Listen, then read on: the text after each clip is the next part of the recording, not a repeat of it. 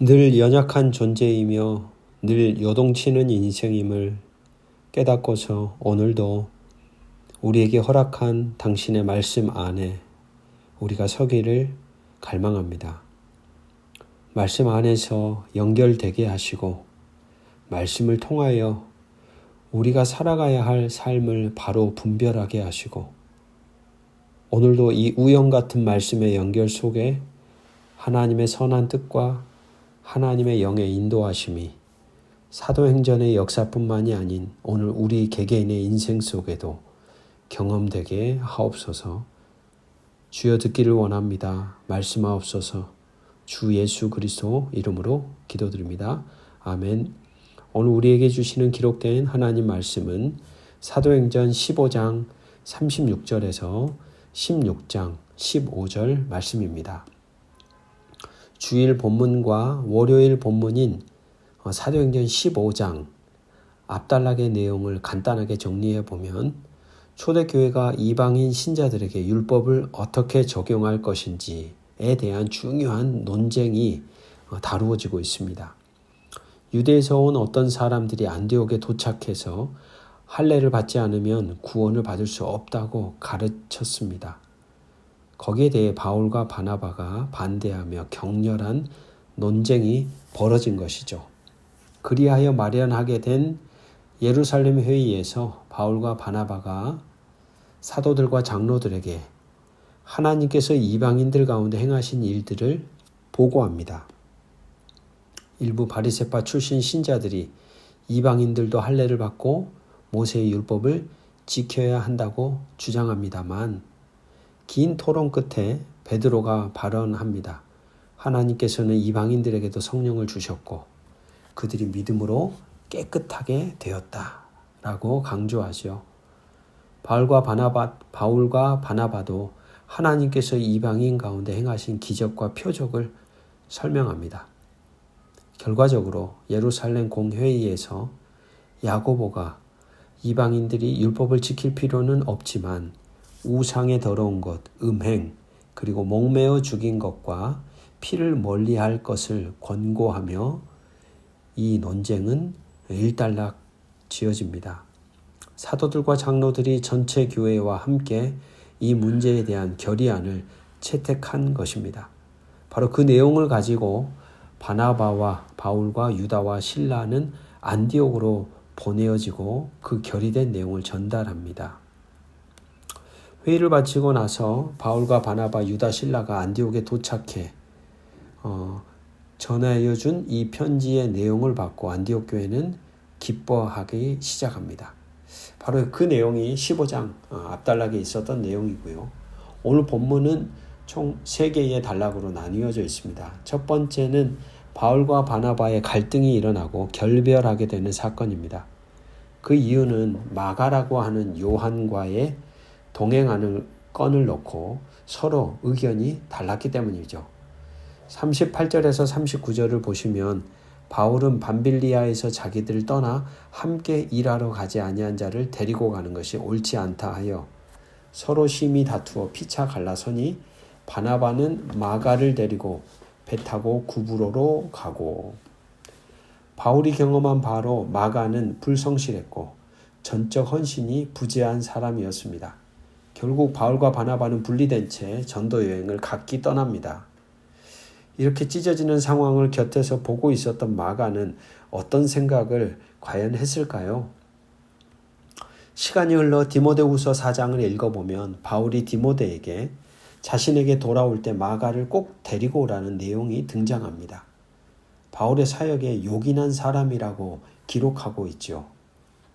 도저히 함께할 수 없었던 마가가 어떻게 바울에게 후에 요긴한 사람으로 바뀌게 되었을까요? 사실 이 마가는 베드로전서 5장을 보면 베드로의 믿음의 아들이고 기록에 의하면 마가는 베드로가 이방 지역에서 복음을 전할 때 통역하는 사람의 역할을 감당합니다.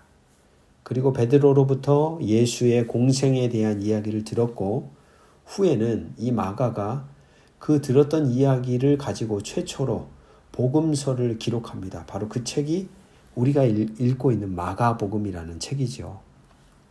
이렇게 요긴한 사람으로 마가가 존재가 변할 수 있었던 이유가 무엇일까요? 아마도 오늘 본문에 나오는 사도 바울로부터의 내처짐이 아니었을까 생각해 봅니다. 왜냐하면 이 마가는요, 아주 부유한 집안에 태어난 한 아들이었습니다.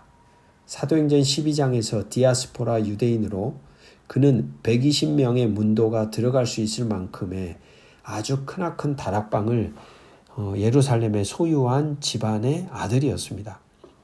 참고할 것이 당시 메시아의 임재를 기다리는 부유하고 경건한 유대인들이 예루살렘 근처에 집을 구하고 살았다고 합니다. 보십시오. 이렇게 부유하게 자랐던 마가에게 바울과 바나바와 함께하였던 1차 전도 여행은 당연히 버거웠을 것이고, 그래서 그는 중도 포기하고 돌아와 버렸죠. 그리고 다시 2차 전도 여행, 이전 경험으로 인해 바울은 생각할 필요도 없이 그런 마가를 내칩니다. 이와 같은 내쳐짐은 마가에겐 꽤나 충격적인 사건이 되지 않았을까요? 아마도 그 충격적인 사건을 통해 자기 자신을 돌아보는 계기가 되지 않았을까 싶습니다. 앞으로 어떻게 살아가야 할지 자기 자신을 돌아보는 은총의 시간이 되었다는 말입니다. 그런 맥락에서 바울의 불같은 성정이 긍정적인 역할을 한 것이죠. 자신에게 충격이 되는 사건도 자신이 어떻게 그것을 해석하고 바라보느냐에 따라 자기 존재의 질적 전환을 일어나게 하는 도구로 하나님은 사용하실 수 있습니다. 그리 보자면 그러한 존재의 질적 전환을 이룬 이 마가라고 하는 요한은 참 위대한 사람이 분명합니다. 두 번째 단락을 보시면 16장은 바울과 실라의 두 번째 선교 여행이 시작되는 내용으로 출발합니다. 드로와 환상으로부터 유럽 전도가 시작되고 실라라는 동역자와 더불어 디모데라는 동역자까지 함께하는 내용이 16장에 기록되고 있습니다. 디모데는 어머니는 유대인, 아버지는 헬라인 사이에 태어난 아들로 3세기 이후에 저술된 랍비 유대교 문헌인 미시나를 보면 유대인들의 정체성은 모계를 따른다고 합니다. 그런 그가 할례를 받지 않았음을 알고 바울은 할례를 시행합니다. 아마도 바울의 선교지인 유대교 회당에서 디모데가 유대인으로 인정을 받지 못한다면 당연히 하나님 나라 복음을 전하는 데에도 그 존재가 걸림돌이 될 것이라고 생각했기 때문이 아니었을까요? 고린도전서 9장 20절을 보면 유대인들에게 내가 유대인과 같이 된 것은 유대인들을 얻고자 함이요 율법 아래에 있는 자들에게는 내가 율법 아래에 있지 아니하나 율법 아래에 있는 자같이 된 것은 율법 아래에 있는 자들을 얻고자 함이요 라고 기록합니다.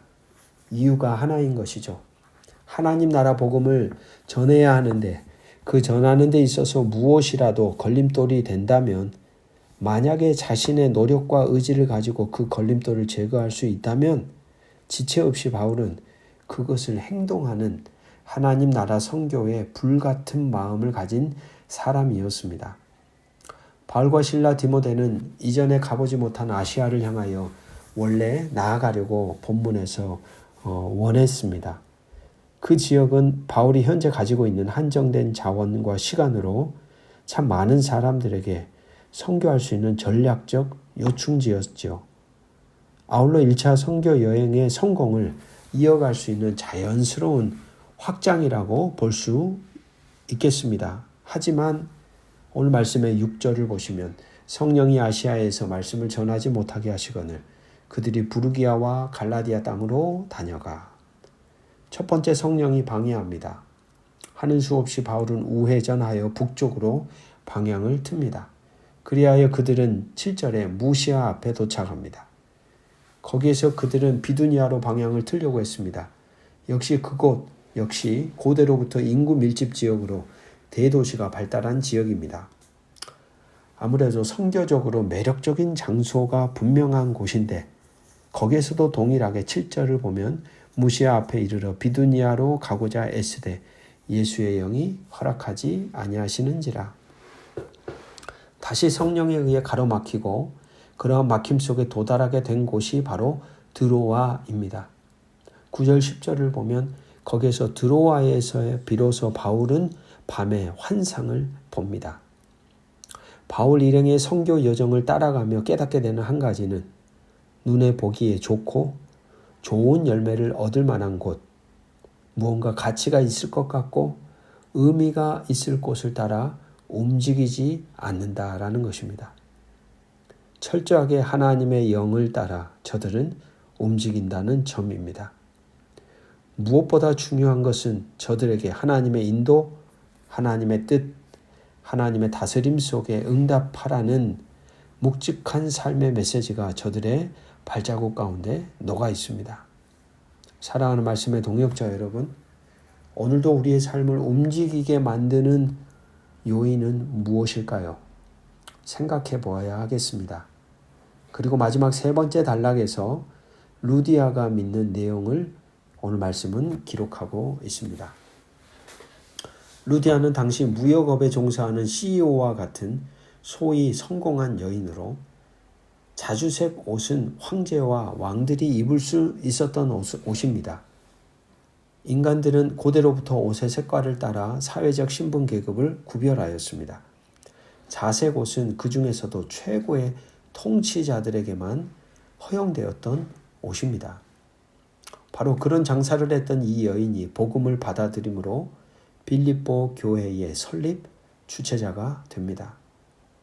이 여인과 대조되는 사람이 내일 이어지는 본문에 등장합니다. 이 두 사람을 서로 비교할 때 말하고자 하는 메시지는 더욱 선명해집니다. 그 부분은 내일 나누도록 하겠습니다. 함께 기도합니다. 하나님 나라의 복음을 전하는데 장애물이 되는 요소가 있다면 자신이 가능한 일이라면 지체 없이 제거하고서 예수를 전하려고 했던, 예수님만을 전달하려고 했던 바울의 열정을 우리는 봅니다.